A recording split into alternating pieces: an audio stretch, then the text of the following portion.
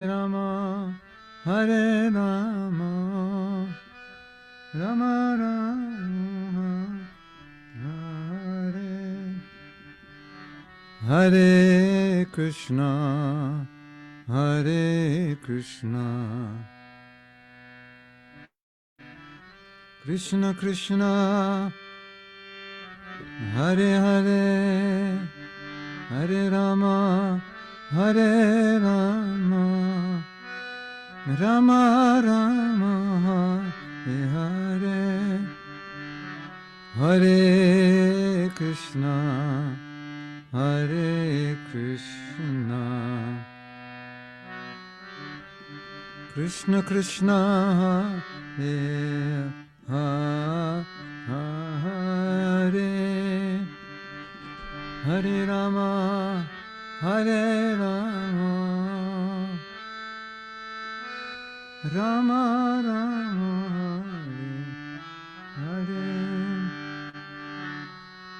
Hare, Hare Krishna, Hare Krishna, Krishna Krishna, Hare Hare, Hare Rama, Hare Rama, Rama Rama, Hare Hare, Hare Krishna, Hare Krishna, Krishna Krishna, Hare Hare,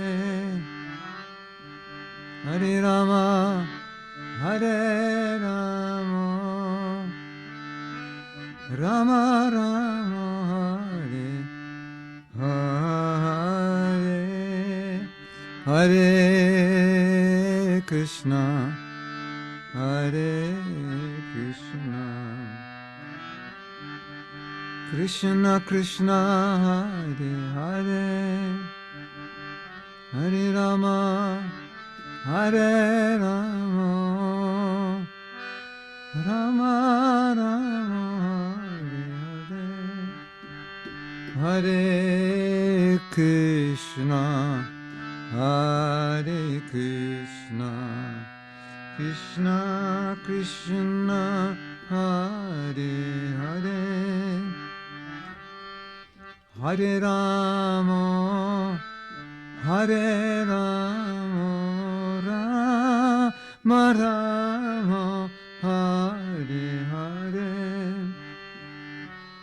Hare Krishna, Hare Krishna, Krishna Krishna, Hare Hare, Hare Rama, Hare Rama, Rama Rama, Hare Hare, Hare Krishna, Hare Krishna, Krishna Krishna, Hare Hare, Hare Rama, Hare Rama, Rama Rama, Hare Hare,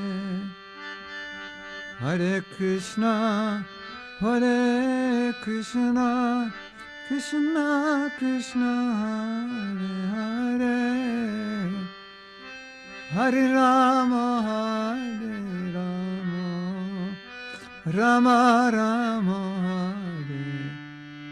Hare Hare. Prabhupada, Prabhupada, Prabhupada, Jai Prabhupada, Jai Prabhupada, Prabhupada, Prabhupada, Jai Prabhupada, Jaya Prabhupada, Jai Prabhupada, Jaya Prabhupada, Jai Prabhupada, Jai Go Premanandi, Hari Hari Bo, Srila Prabhupada Ki Jai. So I'm back in Alachua for the day. Nadia, am I on speaker view? Am I spotlighted? Yes, Gurudev. Okay. Okay. Okay. All right. Always wanted to be in the spotlight. Now I am. Krishna fulfills all desires. Hare Krishna.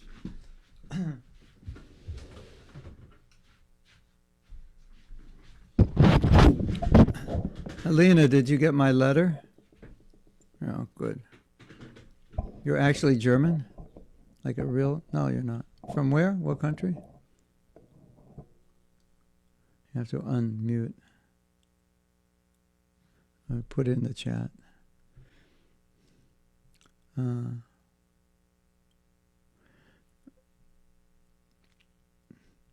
in Russia. So you're not a bona fide German. Well, Russian is also good for determination, right? Yes? Russian. I am a Russian. I am very determined. Yeah. Right? Yes? Nadia, could you... I'm very determined to drink vodka. Yeah. That's... Determination is good. It just depends what you are determined to do. Yeah. If it's to drink vodka, it's probably not so good. So, Nadia, can you put the 6th verse? I want to read it again because I don't think... There may be more to say about it. Namo Vishnu Padaya Krishna Prasthaya Bhutale Shrimate Bhakti Vedanta Shami Iti Namane Namaste Saraswati Devi Gauravani Pracharine Nirvisesa Sindhivadi Paschatya Dasatarni. So, Alina wrote me a letter in which she said something that a lot of devotees say. I want to do 1,000,000 things to save the world. I think every devotee feels that way, Alina. It's so nice to serve. You know, we have such a fantastic mission, and we have all so many talents, isn't it? So we just want to use all our talents and time and skills and energy and giving Krishna to other people. We all, you know. I think if a psychologist analyzed my life and sees all the things that I do, they'd look at me and be like, are you crazy? Like, you can't do all those things. That would drive a normal person insane. I said, yes, but it's so sweet to serve Prabhupada. I can't stop. You know, it's just like, I just go all day. I can't stop. That's always been my realization. There's like, once you serve Srila Prabhupada's mission, like, why would you want to serve anything else? Isn't it? Nothing else makes sense. You agree, Alina? Yes. You all agree, right? Oh. Yeah. But we have a problem. We're not God. Have you noticed that you're not God? Has anyone told you that? Yeah. I haven't noticed yet. No, nobody. Yeah, I haven't noticed I'm not God. You mean I'm not God? Really? Oh, yeah. No, you're not. You can't do 1,000,000 things. I was just telling a devotee, you know, it's not your seva. It's not your duty to have 1,000,000 girlfriends. That's Krishna's seva. That's what he does. Seva. That's his duty. That's his dharma. However you want to put it, that's his rasa, not ours. So, in many ways, we have to like restrict ourselves because we're not God, unfortunately. But sometimes Prabhupada said you become better than God when you become a devotee because you can love him. And then when you go back to the spiritual world, you can fight with him and beat him up. Wow, if you're a coward boy, if you're in that rasa. Or you can dance with him, you can chastise him like the gopis do. So our position is better. But we will become God, not by creating universes, but by, not that we'll become God, but he'll let us become better or control him. That's what he likes. So, although we can't become God, eventually we can become the controllers of God because we'll control him with our love. And he'll say, okay, whatever you say, I'll do. That, and he likes that. That's what he likes. Okay, so I want to read... yeah.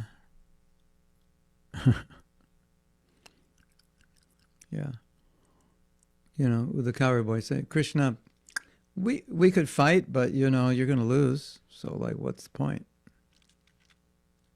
And then out of his love, he will lose.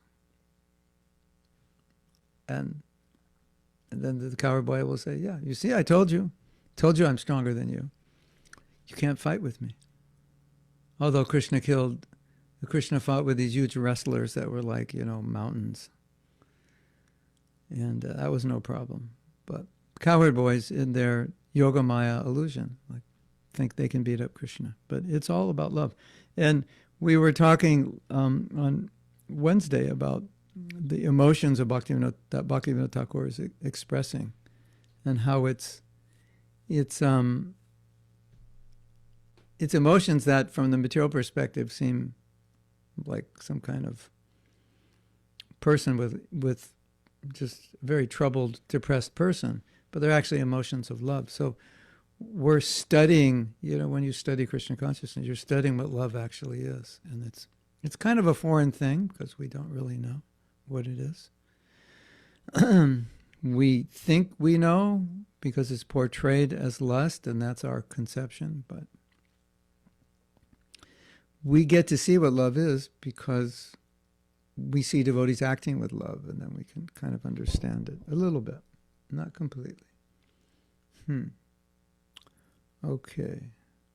So we're going to read what we read on Wednesday, just to go over it and make sure there's nothing else to illuminate on that.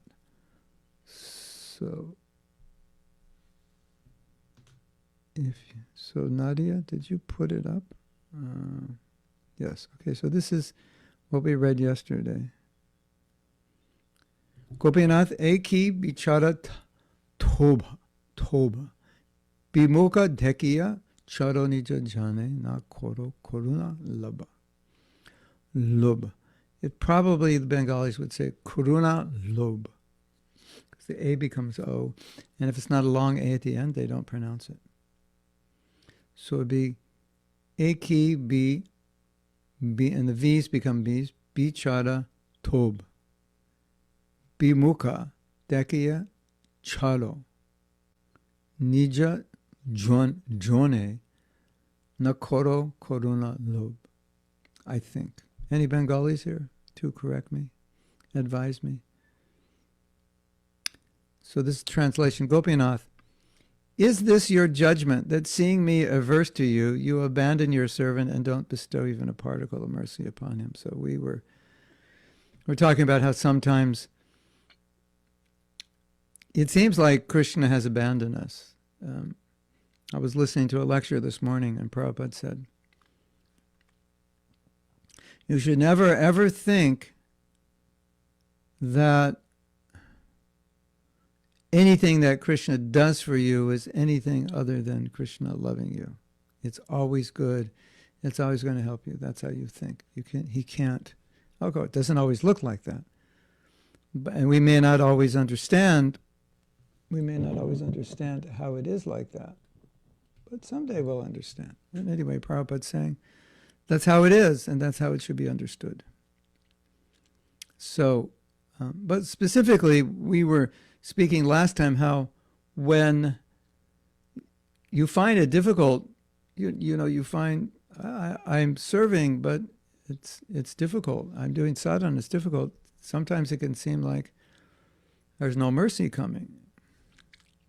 I heard an example yesterday. I think this is an encouraging example. Every round, every mantra, every seva, every shloka, everything we do in Krishna consciousness, it's like putting a grain of sand in a box. So it's like one little grain, right? So it doesn't look like much. All right, today I put in 10 grains of sand. You can hardly see 10 grains of sand, and it doesn't make a dent in anything. But 10 grains of sand every day, year after year after year, it does add up to something, right? You agree? Hold on one second, I have to turn a light off that's shining in my eyes.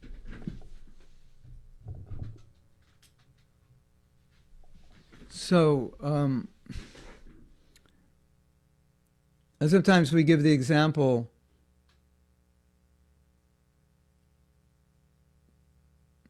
an example. It's been such a long time since I used this. You take off in an airplane and slowly you go up. You don't notice. Sometimes we're making progress, but we don't notice it because it's so gradual. You can only notice it over long periods of time. And I would say that if ever we think we're not getting Krishna's mercy, it's not true. We may not be perceiving it. It may be that the fault is just our ability to perceive his mercy. But we're always getting his mercy.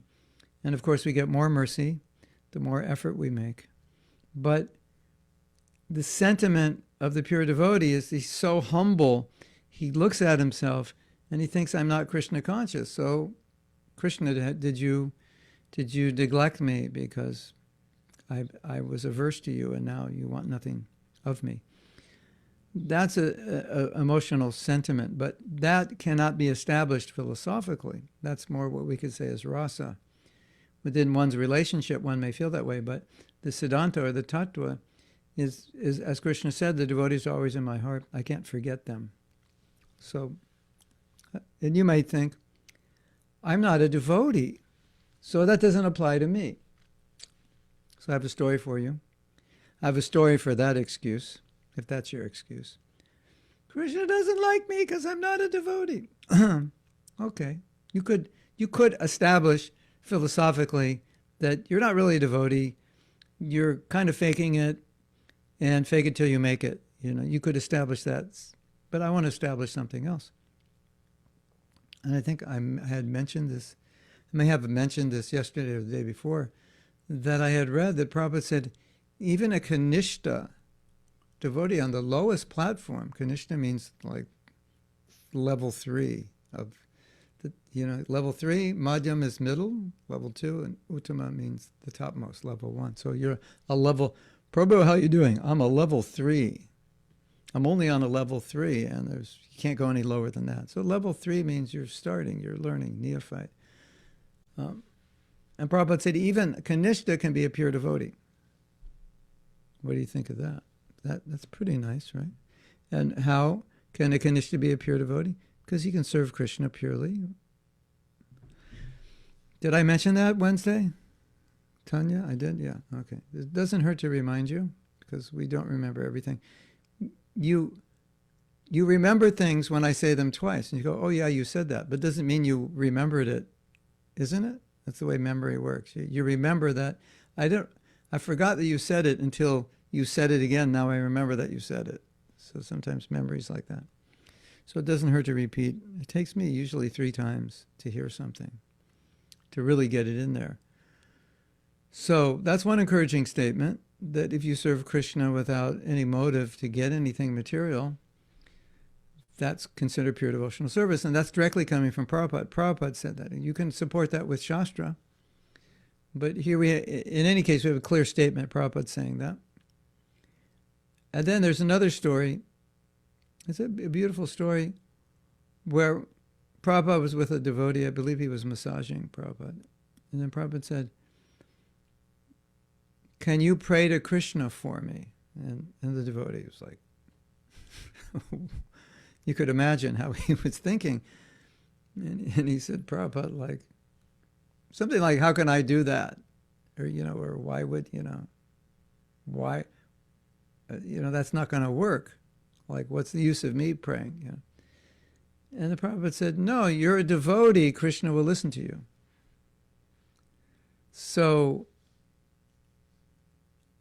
don't ever think you're not a devotee, and don't ever think Krishna doesn't know what you're doing, and Krishna doesn't appreciate your service, and Krishna doesn't feel your pain. But Krishna has his own way of dealing with us, which may not be the way we would like, but it's the way that it's needed to be, right? I remember I was thinking, you may have heard this story before. You may have heard it many times before, but it's so funny, it's worth telling, that I was thinking, when I was a young devotee, I was thinking we should start a rock band. And I was thinking, well, of course we'll become famous because I'm so great, certainly I'll become famous. Or Krishna will want us to become famous. So I was making an assumption, if we start the rock band, we'll become famous. And I don't know how it is, I don't follow the scene, but in those days, if you were really a big rock band, you'd get 10, you'd have a concert like in a basketball arena and like get 10, 20,000 people. And the Beatles played in a baseball stadium, which got more, I think, maybe 35,000. But even more important than that, I was telling Prabhupada, I said, these bands are affecting the way young people think. Who they are and what they say in their songs is changing the youth. So then I said, we could change the thinking of the youth, and because they pay so much to go to the concert, we could give everyone a Krishna book. So like one night we could distribute 20,000 books, right? I was probably 20 when I wrote that. And I will give you Prabhupada's response in colloquial California surfer talk. He didn't say it this way, but this was the essence. Dude, stop dreaming. Get real. That's basically, you're never going to be famous. That was Prabhupada's reply. And then he said something, which totally caught me off guard. He said, don't try to become famous, try to make Krishna famous, which I thought I was doing, but in retrospect, I had this desire to be famous. There was a song when I was a kid. The song was about becoming a rock and roll star. And the words were, do you want to become a rock and roll star? Then listen to what I say. Go get yourself a guitar and learn how to play. It was like, because all these young kids, in my generation, I think that was the generation where like all the young kids started playing guitar. I don't think before my generation it was like such a common thing. Like everybody played guitar or bass or maybe drums, but most of my friends played guitar. So, that was part of the ambition. And so in retrospect, I was thinking, what happened if Prabhupada said, yeah, do the band? And then we actually did become famous. And all these young, beautiful girls are going, Mahatma, Mahatma. Like, how could I? And I think of that in retrospect. I think I probably wouldn't be here today if that would have happened, So, and I could say, Krishna, I don't love you. Why didn't you make this band? So you didn't let us do this band. Prabhupada wouldn't do it. That's not fair. I've got to go to the GBC and, No, we just think, okay, Prabhupada, he knows what's best. Krishna knows what's best. And Prabhupada's saying, we're not trying to like impress people with our music, rock and roll. Let them come to kirtan. And, we do kirtan. That's what we do. We don't do rock and roll. So give them kirtan. That was more or less, not more or less, that's what he was saying in addition to the other things. But my reflection was, I would have been finished. 20-year-old kid, like I was thinking we're going to be like big, big, big famous. Like, how do you make that? How do you deal with that? Most of them don't deal with it well, for sure, right? They become degraded by it. Too much fame and too much money in the hand of a 20-year-old, that's very difficult. So I never thought, oh, Krishna, I always wanted to become famous. You're no fun. You didn't let me become famous. You're not my friend anymore. I didn't think like that. I thought, yeah, this is what Prabhupada says. He knows what's best. And in retrospect, years later, I thought, yeah, I was saved. We probably would have never become famous. Prabhupada blessed me. He said, you don't have to worry about becoming famous because I bless you. You never will be. So like solve that problem, because I probably couldn't have handled it. So it's just, okay, you're not going to be famous. Don't worry about it. I curse you. You'll never be famous. So it's like, okay, that's a relief. I don't have to worry about that one, So anyway, so we shouldn't think, oh, Krishna, you don't love me because I always wanted to be famous and you're not going to let me be famous. No, Krishna. So that's the way we see it. But what Bhaktivinoda Thakur is seeing it in a different way, not the way we see it, where we're like, Krishna, I'm mad at you. You didn't give me this. No, Bhaktivinoda Thakur is just saying, he's feeling, I'm adverse to you. And it would be totally logical that you would just abandon me. But, if you abandon me, then I don't get your mercy. So please don't abandon me. But for us, I think this verse on our level is to help us acknowledge that everything is really ultimately going to help. And this life is so short. And if you think about eternity, your mind will explode. But don't think about eternity. Just think about like 100 trillion years or something. Try to consider that. That's a long time, right? So you think 100 trillion years, like wow, and you're calculating. Okay, a million is this much, a billion is this much, a trillion is this much. It's like whoa. It's like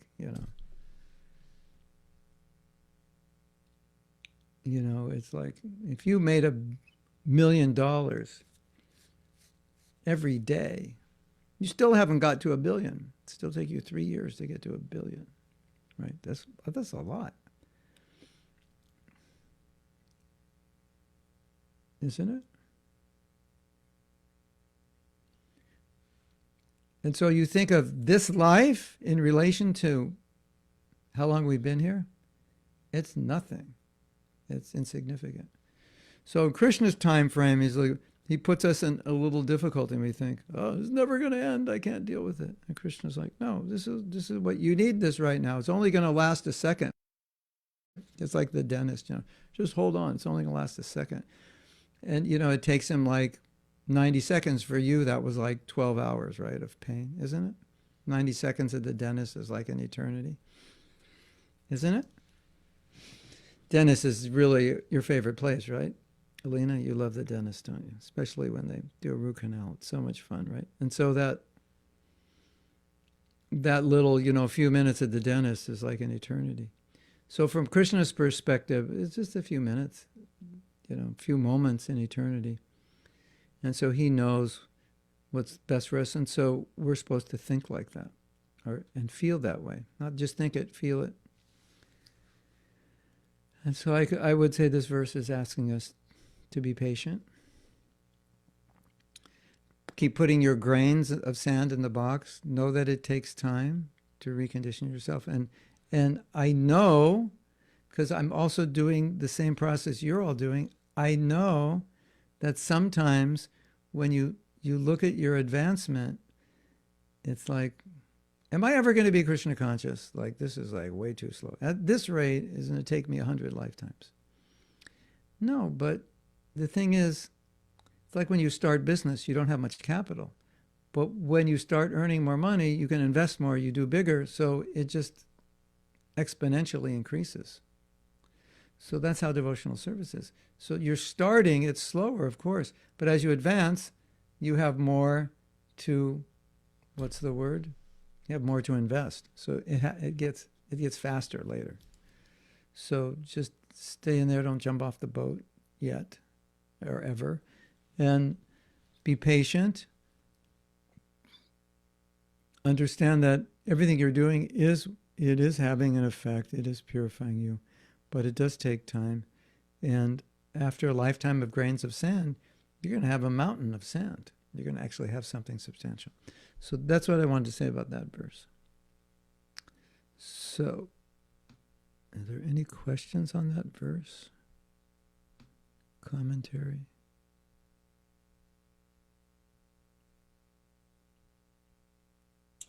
Yes, Maharaj, there is my question and a question by Krishna Karshani Mataji. Okay. Nadia has a question. You said yesterday that a pure devotee is someone who does pure devotional service. I said that. And also today, yeah. And pure devotional service means you do something only to please Krishna and his devotees. According to this definition, I can be considered as pure devotee. Yeah. But we also know that a pure devotee has 26 beautiful qualities. And when I look at the qualities I have, it's quite obvious I don't have all of them. And also, many non-devotees are much better than me. So my question is, why don't I have these qualities if I try to do pure devotional service? I think what I just said answers that question, because those qualities are in a dormant state. And also, you could have all those qualities, Nadia. And part of the paradox is that as you advance in Krishna consciousness, you become humble. So then you don't think you have those qualities. And of course, Nadia is saying, no, I'm not being humble. It's just true. Well, but I'm saying everyone may not agree with that you don't have. Okay, but anyway, that's another issue. For the sake of discussion, we can say, all right, we all don't have those qualities, at least not fully manifest. And we could say that to some degree they're lying dormant, so it's not that we don't have them, they're just in a dormant state or they're in a sprouting state. So I think the issue of being a pure devotee and having the 26 qualities are really two different issues, because Prabhupada's saying you're a pure devotee because you're engaged in pure devotional service, and pure devotional service is defined as serving without any material motive. So in that sense, you're a pure devotee. And if you did a search, you may want to do the search, Nadia, it could be interesting to you. Do the search of pure devotee. Of course, probably you'll get 1,000 hits or something. But by doing the search of pure devotee, you'll see that Prabhupada gives different definitions in different circumstances of what a pure devotee is. What we could say the more broad or generous definition and the more narrow definition, like Uttama Adhikari Mahabhagavat, one who's seeing Krishna like that. One who not only serves Krishna without any material motive, but doesn't have any material motive. You can't find anything other than Krishna in his heart. You can find something other than Krishna in our heart, but it doesn't mean we're bound to serve Krishna with material motives. We can still control our motives. So, and then what you'll find also, which is interesting, is that Prabhupada doesn't define the same thing in the same way in every instance. He gives often a more broad definition of something, and he gives often a more narrow definition.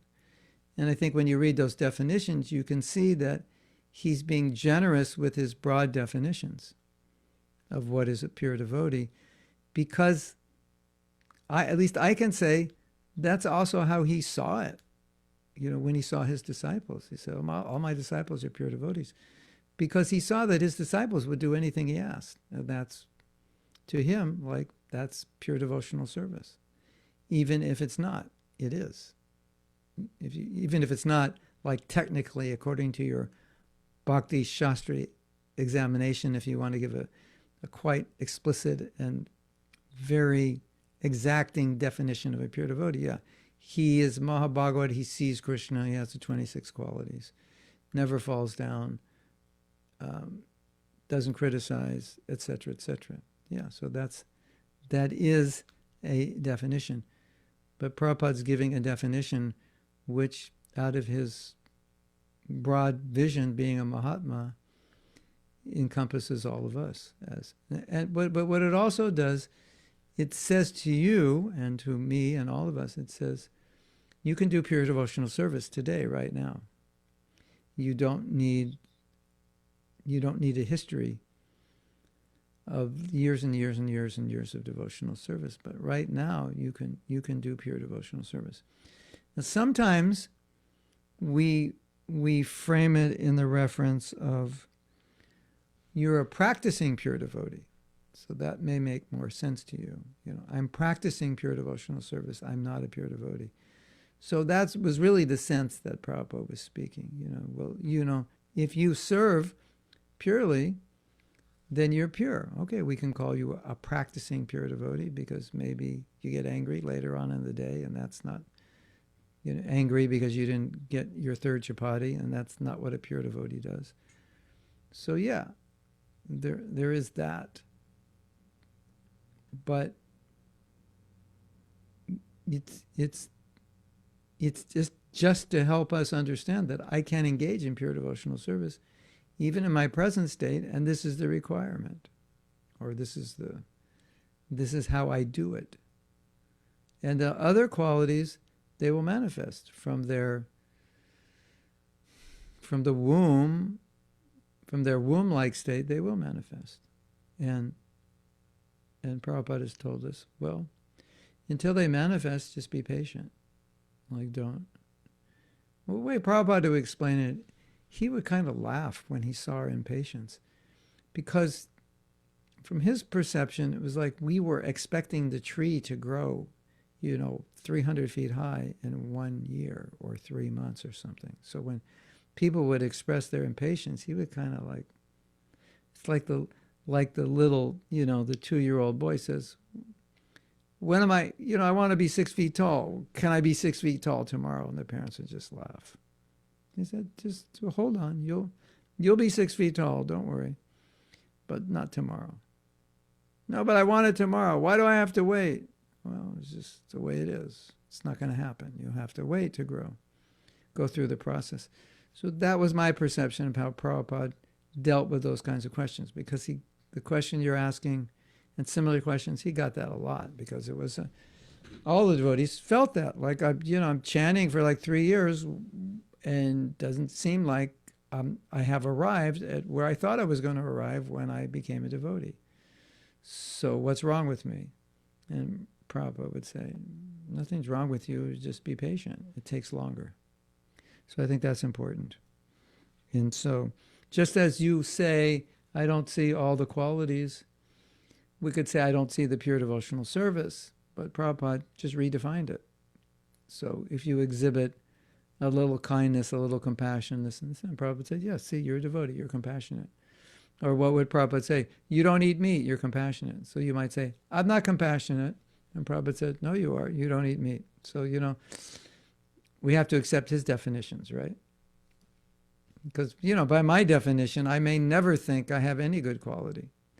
But by Prabhupada's definition, yeah, he complimented so many devotees. And we didn't really think we had those qualities, but he saw them in us in his own way. It's like, okay. So it's just his defining purity in a broader context. But it's important because it's also philosophically sound. It's not just Prabhupada's vision. This is established, Anyabhilashita Shunyam, that what is pure devotional service is established by Rupa Goswami.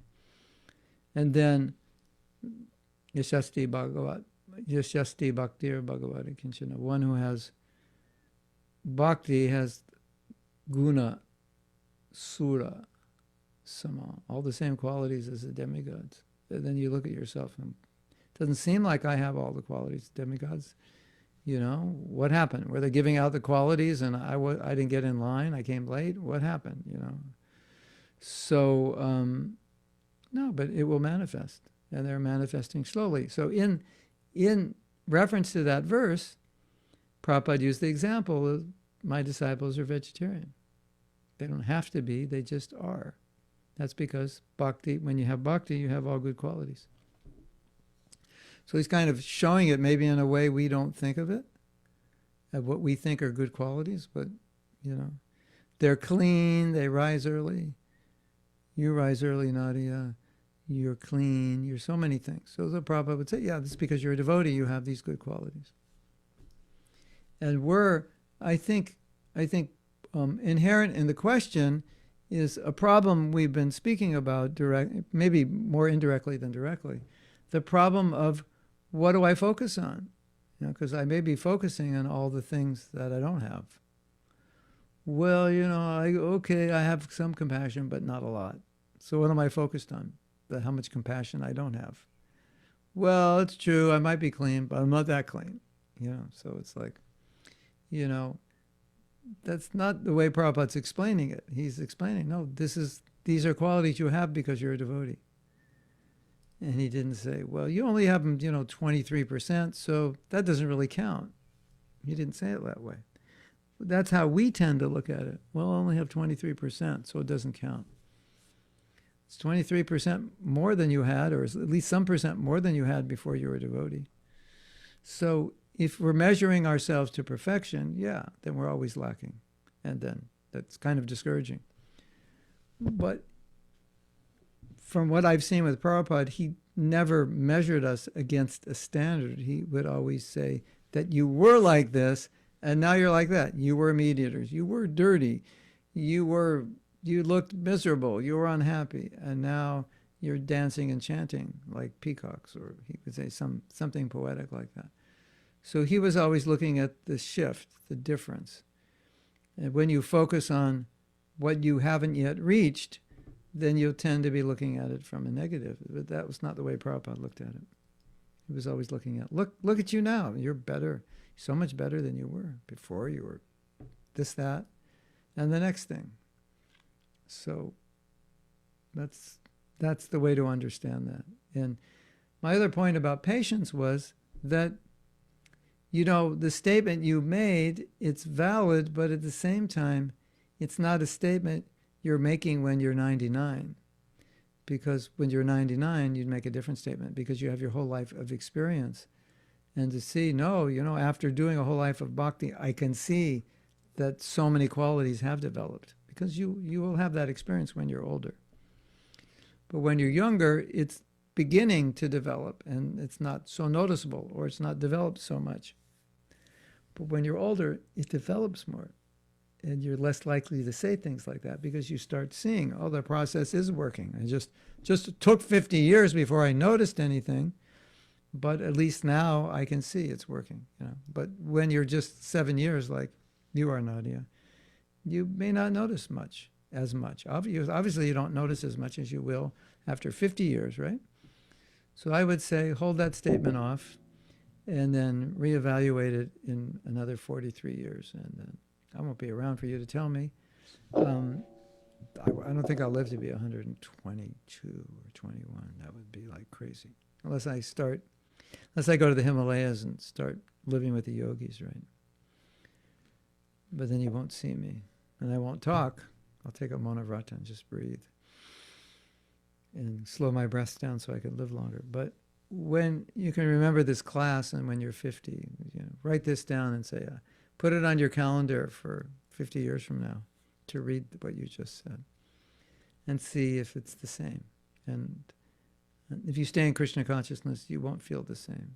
You'll look back and go, yeah, I did, you know, you have to be humble about it, but objectively, yeah, I did get better. These qualities did manifest. That would be my answer to that. Not it would be, that was my answer. If you're around a devotee who's an editor and you say something like, that would be my answer, they'll edit you and they'll say, that was your answer, Prabhu. Not it would be. That would be my answer if you asked me. Well, you did ask me and I did give it, so that was my answer. I've been with devotee editors. They're like funny to be around because they'll edit you like that. My father used to do that also. Okay, we have a question from... Where is Krishna Karshani's question? Is it after you, Nadia? Because I don't see it. Yes, Maharaj, exactly after my question. I see Radhapriya's. After you, I see Radhapriya. I don't see Krishna Karshani. I can post it once again, just a moment. Yeah, Krishna Karshani and I have this like invisible rasa where she posts questions and they disappear, or I look at them and I don't see them. Interesting rasa we have. So Radhapriya says, we are going to release the video for the japa retreat after the class. Please, if you can finish class at 10:50. Okay. Well, I'd like to see the video. I haven't even seen it. Okay, just remind me at 10:50. Okay, Krishna Karshani, we got it. Don't take it as a challenge. Okay, I won't take it as a challenge. I'm just going to read the letter. But I have doubts if a Kanishta can serve Krishna without motivation. Kanishta's, well, no. Because the example is, in the Chaitanya Charitamrita, I haven't finished reading a question. I'm getting all excited. Okay, I'll finish reading it. Kanishta is full of material desires, and started to serve Krishna being motivated with material desires, how Kanishta can be pure? Because, it's a good question. Because one of the definitions of Kanishta is that you don't know enough of the philosophy to be able to defeat opponents. So you have the story of Tapan Mishra, I think it was Tapan Mishra, was it Chandrasekhar? They wanted Mahaprabhu to meet the Mayavadis because they couldn't defeat them. And they were really, really sad that these Mayavadis were offending Mahaprabhu and so forth. And so Prabhupada says they were pure devotees, but they were Kanishta because they couldn't defeat the Mayavadis. And so Prabhupada said, and you'll read this, that Kanishta has different definitions, and this is one of the definitions, that if you don't know enough to defeat opponents, that's considered you're on a lower platform. So it really had nothing to do with their level of devotion. It had to do with their level of knowledge. And so that's the example when Prabhupada's saying Kanishta can be pure devotee. So that's what he means. So I must not be a Kanishta because I just defeated Krishna Karshani's assertion, her challenge. So I must be Madhyam, right? So another definition of Madhyam is preacher, one who sees Krishna in everyone's heart, not just in the deity. So there are different definitions. I think part of the problem is, it's like with Nadia's question, we're defining it in ways that Prabhupada and scriptures are not defining it. So from our point of view, it makes sense. Like, how can Kanishta be pure? That makes sense. How can I be a pure devotee? I don't have all the 26 qualities. That makes sense. But when we look at it through the vision of Prabhupada and the vision of scriptural reference, then we say, oh, that's why they say that. I even read something even more, maybe more mind-boggling, which is that a devotee, even on the stage of bhajana kriya, could practice raganuga bhakti. And generally we think, well, at least you should be on the stage of nishta. Because raganuga bhakti is, it's you can't be like fooling around, like, still struggling with the 4 regs and get your rounds done. And like that. And think, okay, now I'm ready for raganuga bhakti. But Prabhupada's saying, you may be ready from a past life. Oh, I don't know if he said that. That was an assumption I made. You may be ready from a past life. So now you're beginning again. So you begin on the stage of Shraddha, and then you come to Bhajana Kriya. You take initiation, and then you start doing Raganuga Bhakti. And everybody's like, whoa, how could you do Raganuga Bhakti? You just got initiated. Yeah, just got initiated in this life, Prabhu. You don't know. You don't know what I was doing in my last life. I was doing all this in my last life. So, of course, we're not going to remember that, but that's what's being alluded to in that. So it's interesting because if we say a Kanishta can do pure devotional service, that's encouraging because that means any of us can do pure devotional service. Right? Isn't it? So no one has an excuse now not to do pure devotional service because even a Kanishta can do it. So yeah, so if we define Kanishta on the basis of different shastric references, then we can say, yeah, you could still be pure and just not be knowledgeable, or you haven't evolved to the level of a preacher. I was thinking today, though, for us, I think the most important meditation for us is Prabhupada's example of doing exactly what Bhaktisiddhanta wanted, like not having a separate interest. So to me, that is, when I think of pure devotional service, I think of Prabhupada being one with the desire of Bhaktisiddhanta and how that's what we're supposed to do.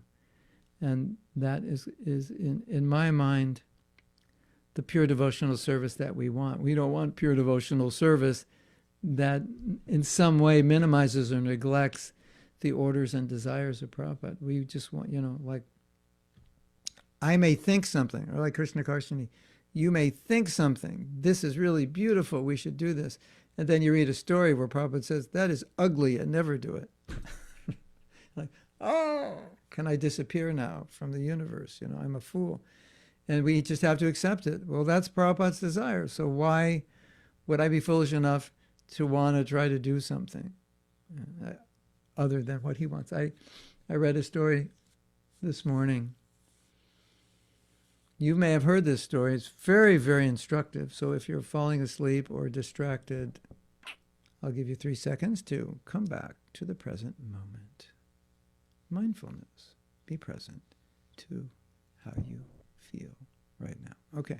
So now that we have you back in the present, I don't know if you know this story, but the Krishna book, the paintings in the Krishna book are how we sold the Krishna book. And there's so many paintings, and Prabhupada acknowledged it. You're selling these books by the paintings. But if you look at the paintings in the Krishna book, at least the original one, and you're an artist and you analyze them, they kind of look like, a lot of them look like, maybe first-year art students in college, just like learning, There's not much detail. They don't look like cartoons, but they don't look like the later paintings. The artist became expert.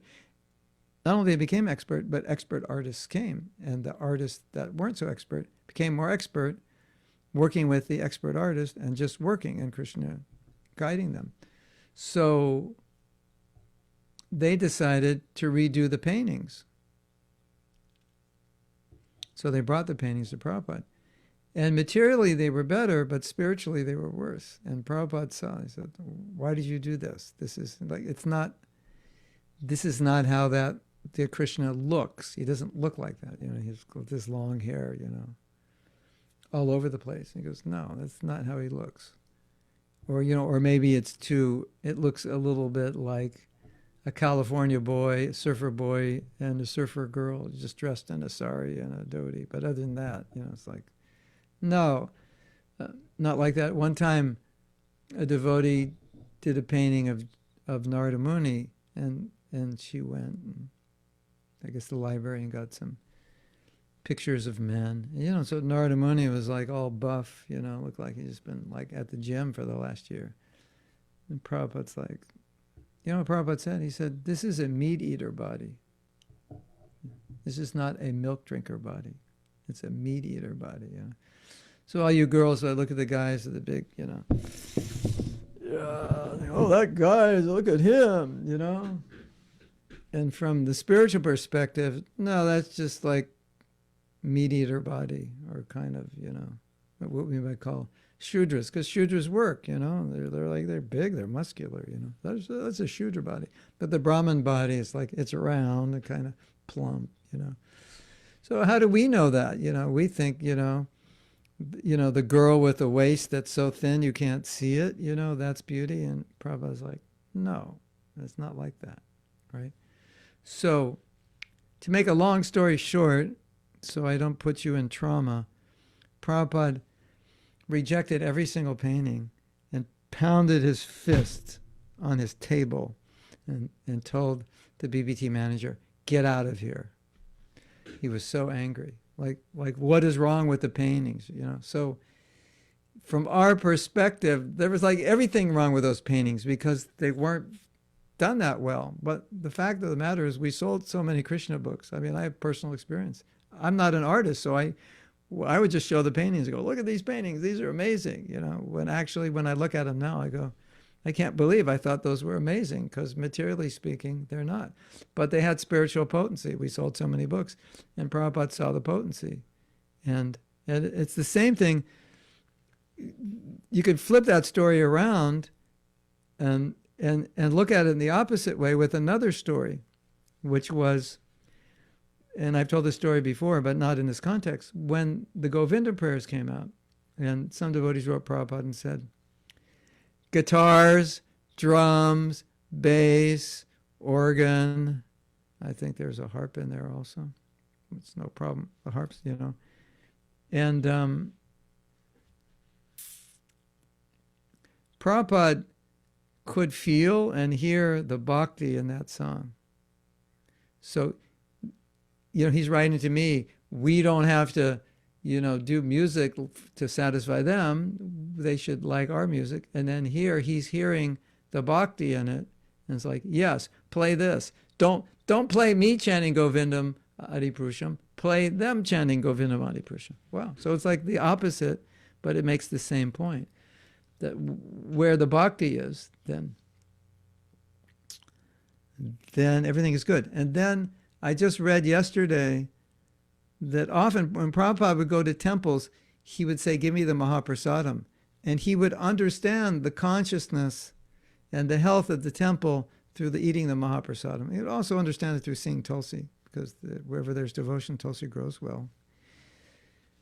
But he would understand it through eating, like he could eat the maha and understand the consciousness, right? Now you might eat the maha, it's like, here's some sweet rice with camphor in it, and go like, this is horrible, right? But that's just our taste, But Krishna likes camphor in his sweet rice, believe it or not, or believe it or else. Of course, I haven't eaten any camphor sweet rice in about 40 years, but it was happening in and around ISKCON, except that at the Sunday feast, when we served it out, nobody ate it. And so we'd have big buckets of camphor sweet rice left. And we didn't know what to do with it. And even I think the animals didn't like it. But, so it's like we just have to, we should at least, we don't want to drop our common sense, but we should at least understand there's aspects of spiritual reality which we don't understand. And we look at it, we look at it just from, well, this doesn't make sense materially. Look at that painting. It's so much nicer. Wow. And we look at that painting and we get all teary-eyed and emotional. And Prabhupada looks at it and goes, this painting is nonsense. Get rid of it. It's like, So that's how we grew up because Prabhupada was with us. So we're always hearing, about all the things we did wrong that he didn't like all the time. So that was like normal. So we kind of grew up thinking, we need to be careful because we don't have the same vision he had. So that's quite common for us. So, you might look at me and think, oh, he's like old fuddy-duddy, because he's saying, we shouldn't do this. Oh, old fuddy-duddy, he's not cool. But the point is, we grew up like that, with Prabhupada rejecting things, like all the time. Like, why are you doing that? Or even like, why are you saying that on Sankirtan? You don't need to say that. That's not wrong. That's wrong. So we, just need to think, discuss with other devotees. What did Prabhupada say about this? What do you think he would feel about this? And when we teach, when we do kirtan, everything, we're always thinking, okay, what would Prabhupada think about this? And of course, a lot of times we think, well, if it's going to make devotees, he would like it. And generally that's true, he would. But at the same time, there may be something that we do that's a compromise or not strictly proper, and we can't use the excuse that it'll make devotees, because someone will say, well, if the girls are on the stage in bikinis, that's going to make a lot of men devotees, but it's not what we're going to do. And obviously make the wrong men devotees. But we do send women out in Sankirtan because it's easy for them to get men to distribute books. So, there's differences there. So I hope that answered that question. And if you have more to say about it, feel free to challenge. Stump the Guru. Today is Friday, Stump the Guru Day.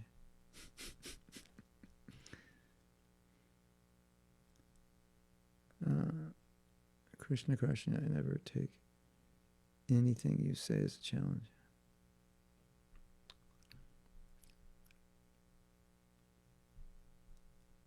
No, it's good. The disciples should present their doubts before the Guru. Okay.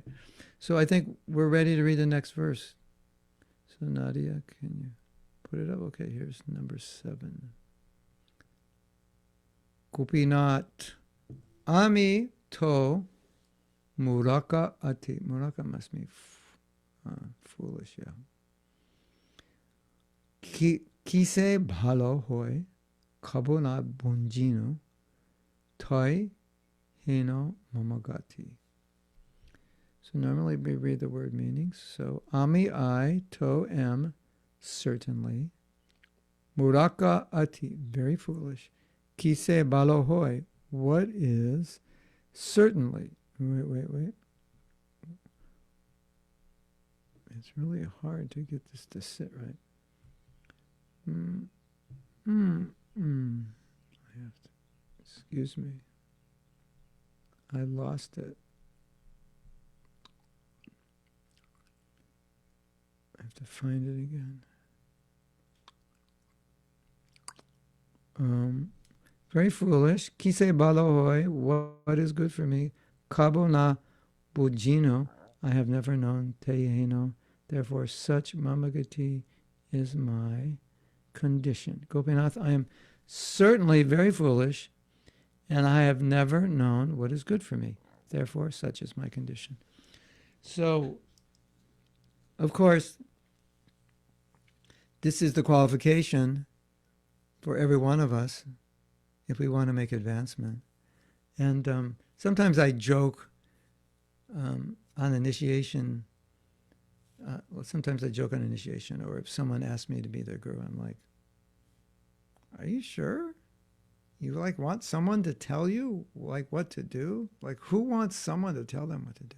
And you all might be saying, no, I want you to tell me what to do until I tell you what to do that you don't want to do. Then you're like, okay, thank you, Hare Krishna, So, okay, there is some truth to that, and also there's a lot of truth to that for some individuals. It's a fact that everything that Prabhupada says is not all of it is easy to digest. And we saw with some of Prabhupada's disciples, they couldn't digest everything. Some of them left because they couldn't accept some things that Prabhupada said. And I understand that. His vision is not of this world, and it doesn't always fit within the paradigms of right and wrong and proper and improper and good and bad that we have. And similarly, if a person is extremely sensitive, it's really hard for a guru or anyone to correct them because they take it personally. So when they say, I want a guru, but then they say, well, I'm supposed to correct you. And then the guru tries to correct, and they get upset and say, and what's also interesting is that if you know anything about verbal abuse, then by the standards of verbal abuse, in some cases, it seems that the gurus are abusing their disciples because they're telling them, you're a fool.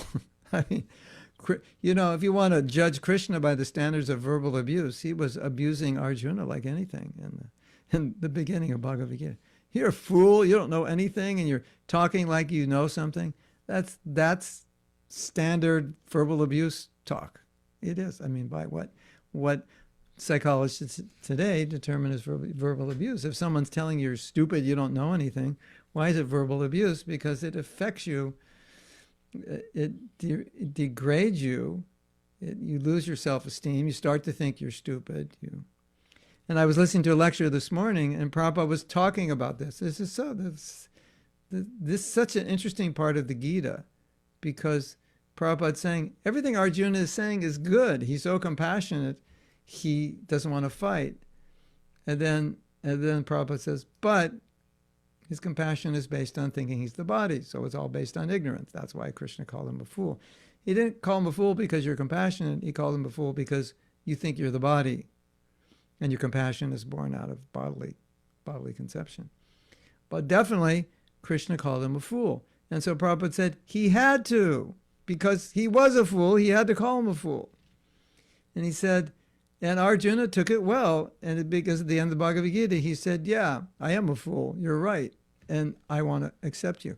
So that's really the qualification of being a disciple. And that's why it's not always easy to be a disciple, because sometimes your guru will say, you're a fool. What you just said or what you just did is wrong. And that's hard, isn't that? It's hard to, it doesn't make you feel good. And what to speak if you have low self-esteem, that could be extremely difficult to take. And you may think, actually, my guru is verbally abusing me, which is possible for a guru to do. There is pastoral abuse. I'm not saying it doesn't happen, but I'm saying sometimes we may think it's happening when it's actually not happening. He's just correcting you for something you did wrong. It's not like abusing you and telling you you're stupid. He just said, you know what you just did? That was stupid. Or he may say it in a nicer way, but trying to communicate that you did the wrong thing. And sometimes Prabhupada would do that also. He would joke with his disciples. They do something wrong, and they go, you are totally useless, you know. But of course, because they love Prabhupada, everything he said, whether it was praise or correction, they took it as nectar. But that's what it means to be a disciple. So I see that some devotees who are extremely sensitive can have difficulty being a disciple unless they're just like 10,000 miles away from their guru and they don't have to interact. Then it's like they can just read the lectures and think, oh, no, he's not talking about me when he's saying, you know, this is a mistake. You know, you can think that way and keep the relationship good. But when you're interacting, there's a story I told before. I wasn't there. I've just heard it. I heard it, but I can understand it quite well.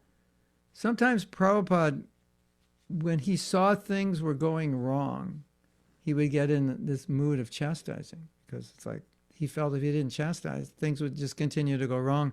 The leaders were neglecting, managers were neglecting things, wasting things, things were dirty, mismanaged, and he would sometimes get so upset when he would see it. You know, who has done this? Who has allowed this? You know, because it's like he's taking a bunch of young kids, irresponsible Western kids, hippies and like that, and giving them all this responsibility. So sometimes he had to chastise. Not common, but when it was necessary, it would be done. And I was told there was one morning walk where Prabhupada was in that mood. And one by one, all the leaders went to the back, because if they stayed up front, they would get chastised. So, you know, like, who wants to be chastised by their guru? You know, you want to please your guru. You want him to be happy with you. And when you do something wrong or you're negligent or something, you get chastised. It's like, wow, it's so heavy. And Prabhupada said it's also, if you take it in the right way, it's nectar. Because you take it as love. The chastisement is love that you're getting in the instructions that you need. But it's a fact, not everybody can handle it. So that's why I joke when someone says, I want to be your disciple. Like, really? You're sure? Can you handle it? No, I don't say that to everybody. I think like that. And I have experience with some that can handle it. And sometimes the only way I know they can't handle it is I say something and then I realize, oh, he couldn't handle that. Well, now it's too late. I shouldn't have said that. But as their guru, I have every right to say it, and especially if what I say is correct. But at the same time, if they're not ready to hear it and it upsets them, then like the guru has to like restrict himself, which is, I think, a real Kali Yuga phenomena in and of itself. Like the guru can't say what he wants to say and needs to say because the disciple can't hear it. And like, where shloka is that? You won't find that anywhere. But it's a reality, you know. He has to be sensitive because he doesn't want a disciple to go away because he couldn't handle something. But at the same time, certain things have to be said. So therefore, what's being said in this verse is, I'm very foolish. That's what's being said. I'm very foolish. And that's how a disciple should feel, but not in just in a general way. Oh, I'm a disciple, so I'm supposed to say that. Or I'm a disciple, so I'm supposed to feel that. But actually in a humble way. Yeah, I am very foolish. I need guidance. I mean, I'm still here in the material world. How foolish is that? And on my own, I'm not going very far. So I do need guidance. I do need that Sangha. And Krishna often empowers the guru to tell you exactly what you need to hear. So you may say, yeah, my guru is a nice devotee, he's advanced, but he may not always know what's best for me, this and that. That may be true in some situations. But at the same time, we also should understand that often Krishna tells the guru exactly what you need to hear. And you know that from experience. And it's like, whoa, I needed to hear that. Like, how did he know that? And you say, Guru Maharaj, how did you know that? And he'll say, know what? And you say, well, what you said in class, that was exactly where I'm at. How did you know that? And he said, I didn't know that. I just knew that was our philosophy. And Krishna knew that you needed that instruction, so he inspired me to say it. But I didn't know it was for you. I mean, sometimes I know because I know you and I know what you're going through. But most of you, I don't know on a day-to-day basis what you're going through. So a lot of times it's like that Krishna uses the guru. Say, okay, you're the guru, you're the guide of this disciple. I will tell you what to say. So I acknowledge that the guru can also sometimes say too much. I've done it. I've learned my lesson. I've seen other gurus do it. Other gurus have admitted it. Other gurus have realized. Because we come into this job thinking, well, I'm the guru, so you're the disciple. So, okay, you do what I say, right? I'm the sergeant, you're the private. Okay. But life is not like that. And so we all have to adjust. So if you want to take initiation and you find a guru, then you can say, Guru Maharaj, you're not going to tell me what to do, are you? I mean, like, and if you tell me what to do, can I tell you that I can't do it? Is that okay?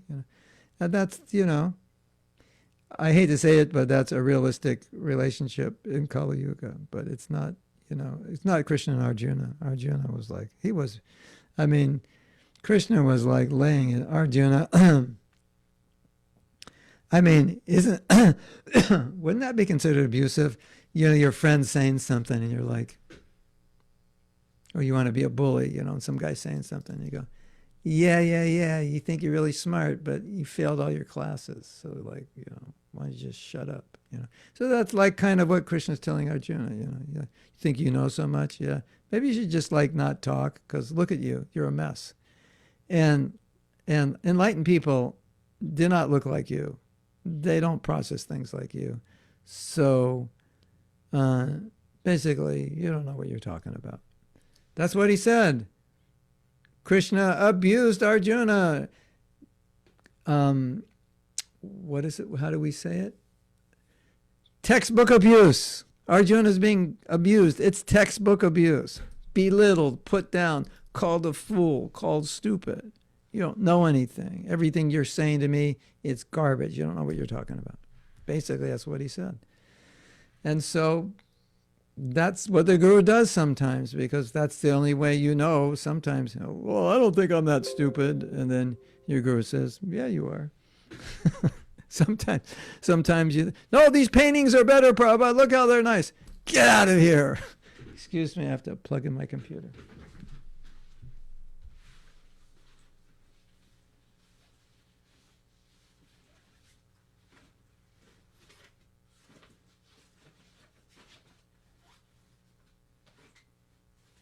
Well,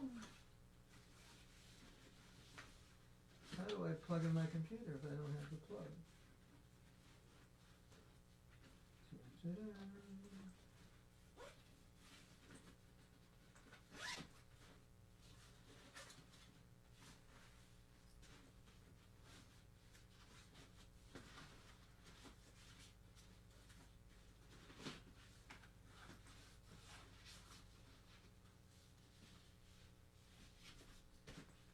Well, I don't know what I do with a plug. It must be inside the house. We have 10%. And so what we'll do is, I have my phone, I think. There's two choices. Well, it's so late. I think we'll make it. I can always turn on my phone. Let me see if I have my phone.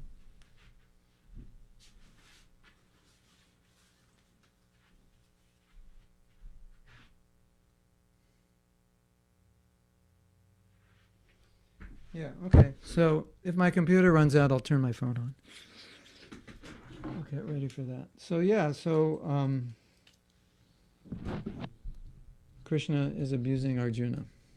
Can a guru abuse a disciple? Yeah, it's possible. Was Krishna abusing Arjuna? No, of course not. From the material perspective, yes, it could look like abuse, but actually it's not, generally. Although,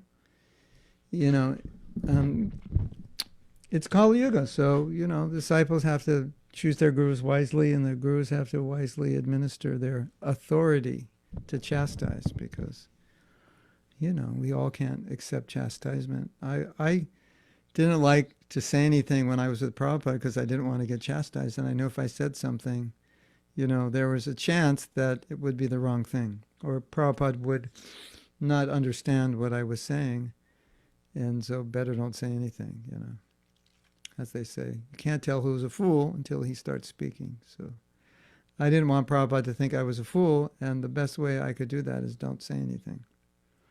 And I did get chastised, but it was never personally. And it was in a letter, and from what I understand from the person who wrote the letter, the chastisement was toned well down in the letter, so it was easily digestible. But to be personally chastised is not easy, I have to admit.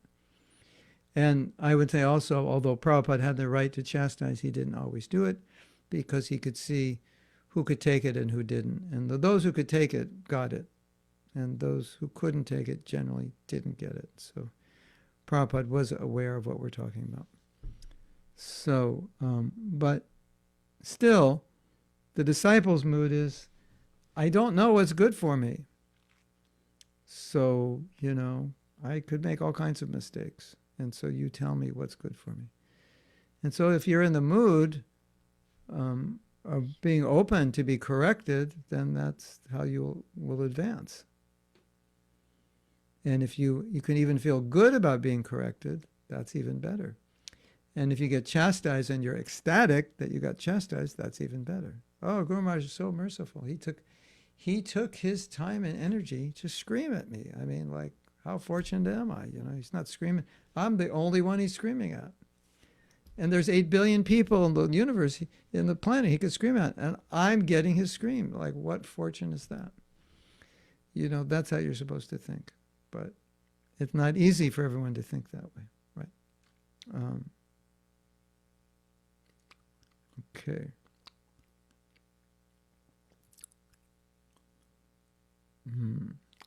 So this other line, I've never known what is good for me. I think that's obvious. We have enough experience of that in our life. Now, someone might say, well, sometimes I do know what's good for me, and sometimes my Guru Maharaj doesn't, because he doesn't know. And so if my Guru Maharaj tells me to do something which is going to be detrimental, should I do it? Thinking, well, he knows what's good. And the answer is definitely, maybe. That's my answer. Which is another way of saying, in some cases the answer is yes, and in some cases the answer is no. If it's obvious that due to a lack of knowledge of your situation, or just a lack of knowledge about this particular topic or aspect of my life, or life in general, you feel like, well, if I did that, it would be detrimental, then and you're sure of that, and you've got confirmation from other senior devotees. So if you ever get called on it, you say, well, I discussed it with your godbrothers, and they all say, then you go, okay. But you have to be careful when you do that, because you don't want to disobey an important instruction, right? So that's what I have to say about that. And I think we have more comments I didn't see. So we're going to end in 1 minute. We need to wisely choose our guru, what to look for. How do we know it's right? Find that person you can. Oh, does anybody know where I've answered that question before? Is there somewhere?